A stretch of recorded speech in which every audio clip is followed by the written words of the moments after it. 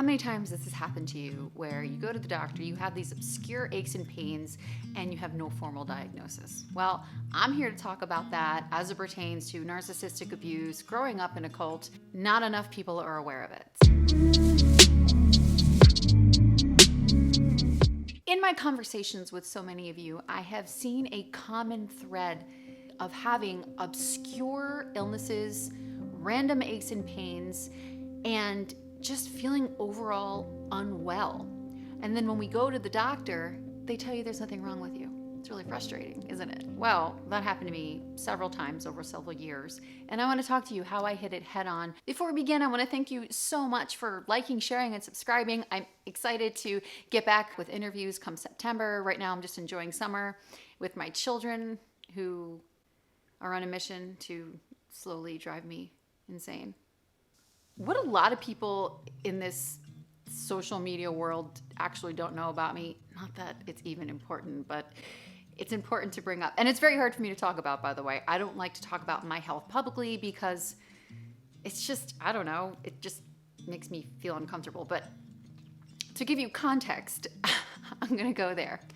When I was 20 years old, I was diagnosed with this very rare disease called LCAT deficiency. And it's a long word, and basically my body does not make HDL. And somehow it manifests itself in scarring of both kidneys and scarring of both corneas. That's why my eyes are so light. I have gotten a few comments about how my eyes look cloudy.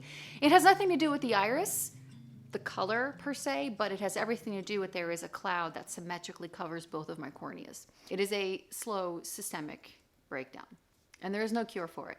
Well, they have a cure, but the government isn't releasing it yet because it doesn't financially behoove them to release the cure.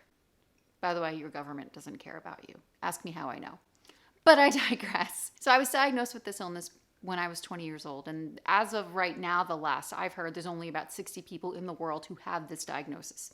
I am a study case at the NIH, in and out of the hospital. My immune system is pretty shot throughout the years. I was a magnet for viruses and illnesses. And throughout the years, anytime I had aches or pains, I would kind of conclude that it was related to LCAT deficiency. At the time, I was a very active Jehovah's Witness. I was very close to, or thought I was, very close to toxic friends. And I thought that, well, maybe this is my lot in life, to deal with this, to be sick all the time, to feel pretty unwell, to hurt every day of my life. There were days where I literally could not get out of bed. And when I was at the NIH, I was formally diagnosed with fibromyalgia. Now, if I've spoken with you in the comments on social media and we have talked about fibromyalgia, please let me just say I am not invalidating the fact that fibromyalgia is very real. In fact, I'm doing the complete opposite. These symptoms are very real. Fibromyalgia is a very real diagnosis. But one thing I looked at was that because of my kidney disease, I cannot just take any random medication because my liver is also enlarged because of LCAT. So any medication, anything that I ingest filters out through the kidneys and the liver. So I had to go a little deeper and dig a little further into how to help my symptoms. There are medications that can ease the symptoms of fibromyalgia, but I wanted to dig a little deeper. Then another situation occurred where I was at my house talking with my friend and I just went paralyzed. It looked like I was having a stroke, but I wasn't. Now, before this happened, I pretty much just reconciled the fact that I had fibromyalgia and it is what it is. Well, I didn't have a stroke. All the tests and the scans were completely negative. They did not know what was wrong with me. This is one of 3 times that this had happened to me. And there was no formal diagnosis. I had brain scans, I had EEGs, I had had every test you can imagine to find out why I had what is known as locked-in syndrome. In 2019, I was at the NIH having a tumor removed from my parotid gland. It's benign, it's no big deal, but when I came out of surgery, I slipped back into paralysis. And as clearly as I'm speaking with you now is as clearly as my thought process was. But my body was not moving. My brain and my body were not connected to each other. My vital signs were normal, My pulse was normal, my oxygen levels were normal, and they were very close to intubating me, but they didn't, thankfully, because the nurse caught on that my SATs were normal. Immediately, they called a neuropsychiatrist to come in. This is before I had done any personal work. This is before I had had any form of therapy whatsoever. Neuropsychiatrist comes in, and what felt like 30 seconds of an episode to me ended up being about 3 hours. And my father was there and witnessed it happen to me. And I remember, because I was with it. I was coherent. And I just wasn't moving. I was frozen still, not blinking. I was frozen in a position. My muscles ended up hurting for days after because I was so tight. And the neuropsychiatrist literally talked me into moving my limbs and muscles again. He would say, Wendy, move your toes. And it was an extreme delay. Wendy, move your hands. Wendy, blink. And I didn't. But eventually I did. So what he did was he helped me, without any medical intervention, move my body. I was there for 3 weeks for many reasons, and this was an event that just happened to occur when I was having surgery. So the social worker comes in with the psychology team, and at this point, of course, I'm feeling very vulnerable, I'm feeling terrified, I'm feeling like I'm the crazy person, right? It was also NIH that diagnosed me with fibromyalgia. I'm like, this can't be fibromyalgia, paralysis? This is my 3rd episode of this happening.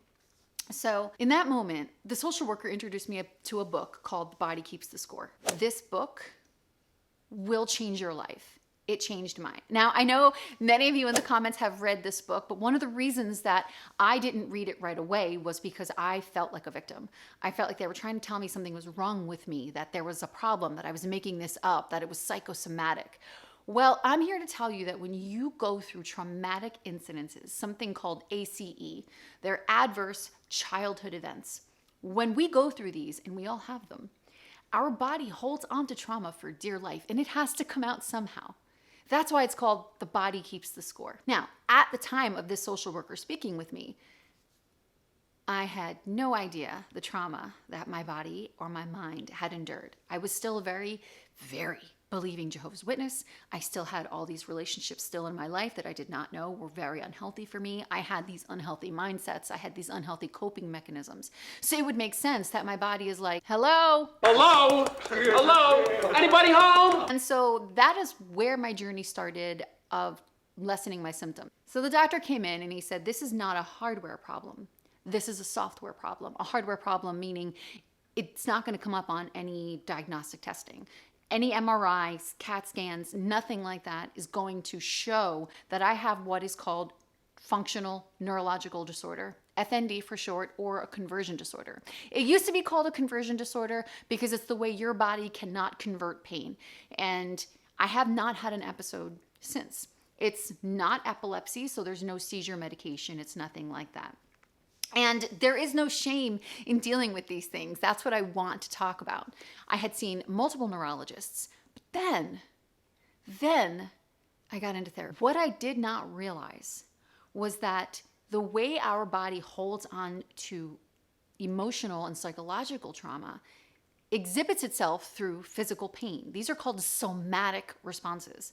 So if you could find a somatic therapist or someone who understands what a somatic response is, that would be wonderful. So the minute I hit my trauma head on, and it's not easy, you guys, and I'm still a work in progress, keep in mind, I'm not like at the finish line. I'm right alongside you, cheering you on, like, come on, we can do this. But the minute I hit my trauma head on, that is when my symptoms started subsiding.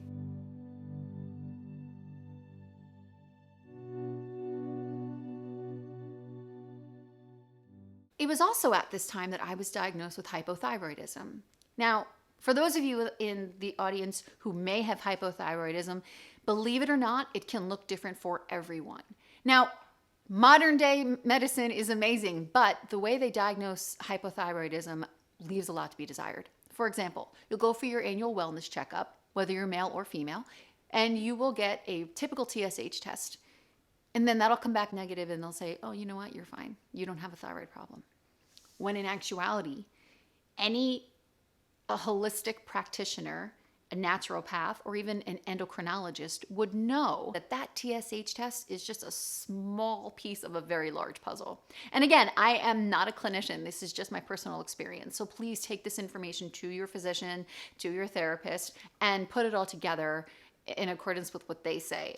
But it took 20 years to diagnose my hypothyroidism. And it is a period over 6 months where they look for a change in the pattern. You can go once a year and have a negative thyroid test, and it could be just because it's lying dormant. And that is something that I did not realize. So then I got on the appropriate medication for hypothyroidism, and my anxiety lessened. My symptoms decreased.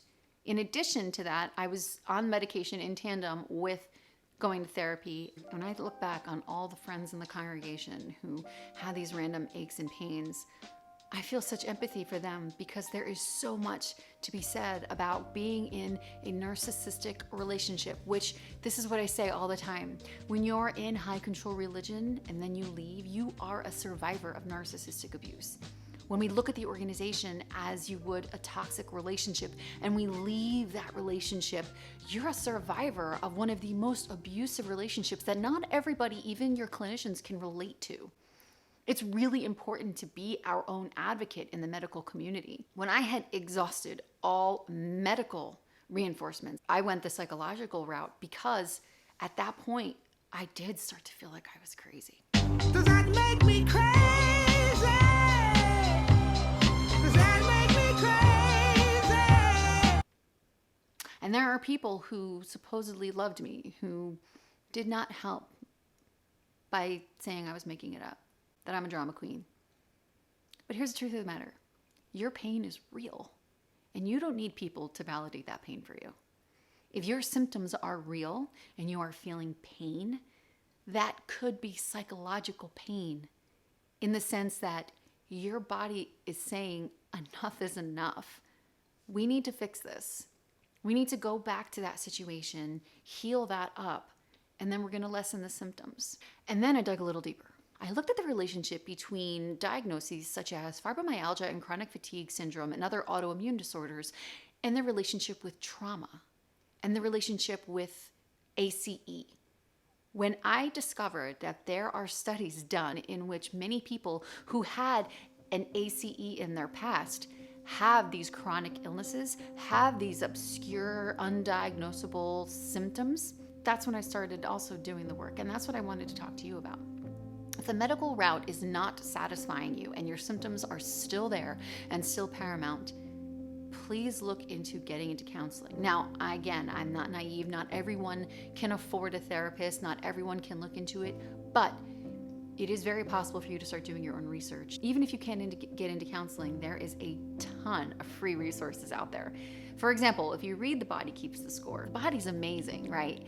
Our DNA and our cells hold on to traumatic events for dear life. Dear life! They're just like, listen, I am holding on to you until you rectify me.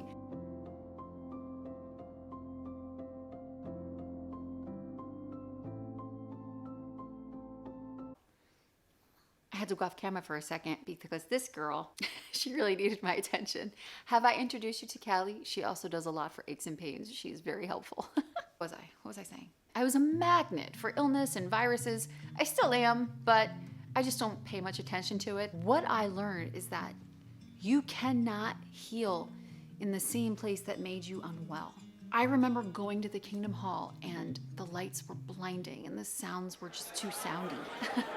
I am a highly sensitive person though, and I am deeply affected by the emotions of others and the feelings of others. I could almost predict people's footsteps. That's how intuitive and an empathic, by the way, if you're an empath, it is childhood trauma and it's not a bad thing. This is what we're talking about in this video.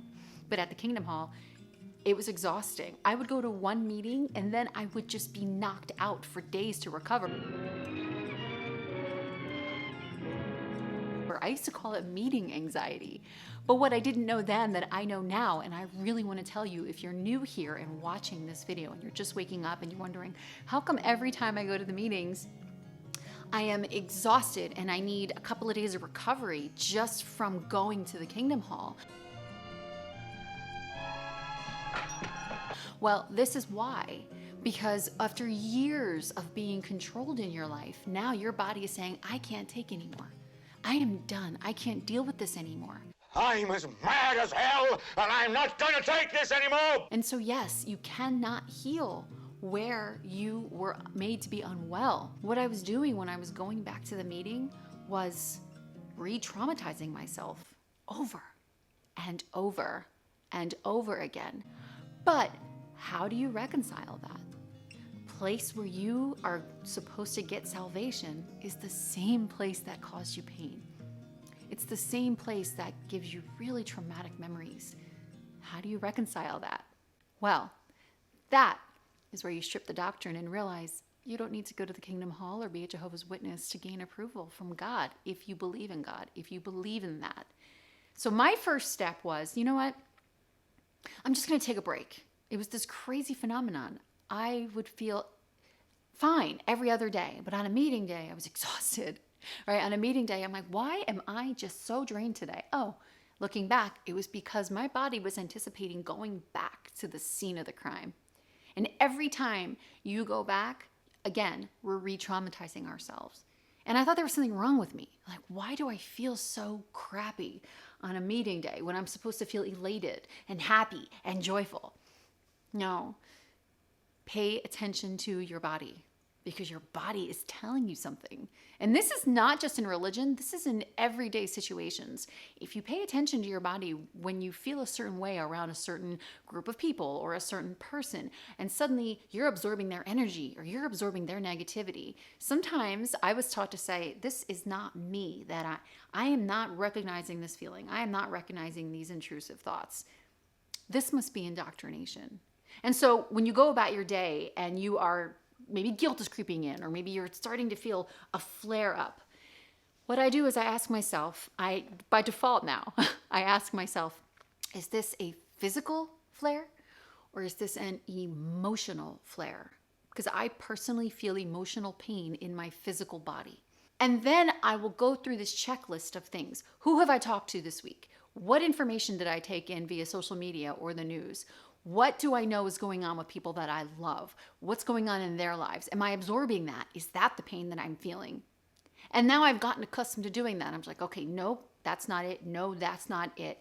And before I medicate or get into counseling, first I audit myself and find out what exactly I'm exposing myself to. This all comes from self-awareness and learning how your body reacts to stress. Before I hit my trauma head on though, I did everything. I changed my diet. But one of the things that I do want to say is if you're going to make changes, what I did was I did one thing at a time rather than a bunch of things, and then I didn't know what was actually working. So one thing at a time is also helpful. The important part of this whole spiel is to tell you that even though you may not have a formal diagnosis, you will notice that as you heal from the inside, you'll heal from the outside. And if you're suffering right now with fibromyalgia pains, I know what those pains feel like. And the way that they did the test was the doctor took the outside of my body. There's the shoulders, the hips, they go all the way down to the ankles. And it's the perimeter, it's the outline of your body that there are pain points. And psychology is the same thing. There are pain points that if they're pushed, they trigger pain.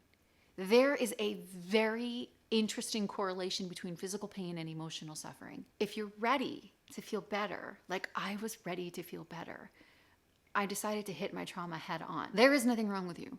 Your pain is real. Your trauma is real. Your symptoms are real. It's just another tool in your toolbox to go and get some help to maybe hit that head on and see where in your body, because the whole body is connected. That's what holistic means, whole body. So when we go the psychological route, we're able to reframe a very painful moment in our lives. This is what PTSD looks like. This is what CPTSD looks like. And of course, I am not a mental health expert. I am just a very informed patient and a very informed client. And I wanted to tell you guys what actually worked for me. I am not ashamed to say that I have a very rare disease. And here's the other thing that was really damaging in that organization. When you do have a formal diagnosis, like I did and like I do, and if you're watching this and you do have a formal diagnosis, I would love to hear about it in the comments, because there is no shame. We are learning this as we go along now that we're stripping ourselves of coercive control and abuse from that organization. The problem with the organization among many, is that when they say, oh, you know what? The new system will take care of that. It's this eventual happiness, right? It's this eventual healing that they say is going to happen. So when I was diagnosed with this all these years, nobody cared. My own family didn't care. My own family to this day still doesn't do research on it. There's not going to be any marathons in my name to raise money for awareness. It's so rare that I don't even talk about it. My family can't even pronounce it. But it's also part of that mindset in the JW organization where just don't worry about it right now. Oh, the new system will take care of it. So they don't take massive action to take care of themselves or people that they love. They're just kind of doggy paddling and treading water in the present, waiting for this eventual healing that'll never come. And so if you fall into those patterns like I did, where I didn't take much initiative, I was just kind of putting a Band-Aid on a broken bone, quite literally, before I took control of my life, my emotions, and I realized, hey, you know what? I am in the driver's seat. I can take care of my symptoms. I can't cure myself. I can work with the doctors and the scientists, and hopefully they'll release that cure. But what am I responsible for? What kind of symptoms can I manage? And that is one of the things that I think leaving the organization has had a dramatic effect on my outlook on my body and appreciation that I have for it, that this is all I have. I'm going to make the most of it. I'm going to take care of her. And I'm going to teach my children the same thing. Sometimes when you have this mindset that the future is going to change everything, it is learned helplessness. You just sit there and think, well, it's a means to an end, right? Nobody wants to live. We don't want to live like that. So when it comes to our health and wellness, of all the doctors that I have spoken to, the minute I got myself and gave myself that gift of taking care of my mind and my emotions, that's when things started to change for me. And I want the same thing for you too. So thank you so much for watching. I hope this video has provided you some comfort. I look forward to doing more interviews come September. I'm in the middle of moving and the kids are gonna go back to school, and then I'll be able to give you all my time as far as interviews go. But thank you so much for watching, and take care.